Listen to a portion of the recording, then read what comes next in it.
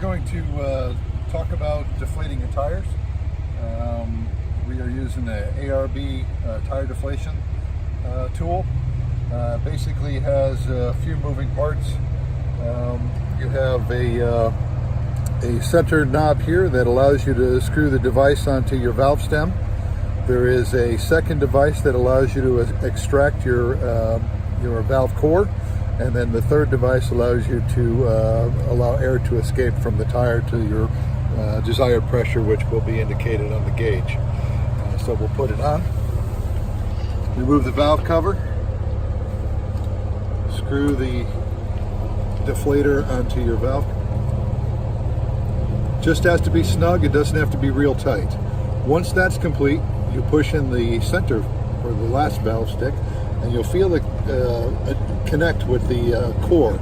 And you continue to apply light pressure, pushing in and turning to the left. So you're going counterclockwise. And it takes about 13 turns to get it completely loose.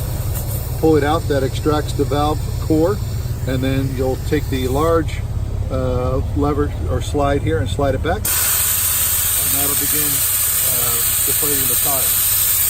And as you let that go, it takes about 45 seconds for this large tire.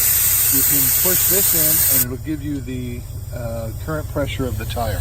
So we started at 40 psi, we're already down to about 33 psi. Okay, once you reach your desired deflation level, you're going to reverse the process. You're going to take the valve core and slide this back in, and you'll feel it hit the valve, and you're going to begin to tighten to the right and push in ever so gently and bring that valve core back in to seal the valve. You don't have to make it super tight, just snug. Once that's complete, you'll take the center screw and turn it counterclockwise to remove the device from the valve.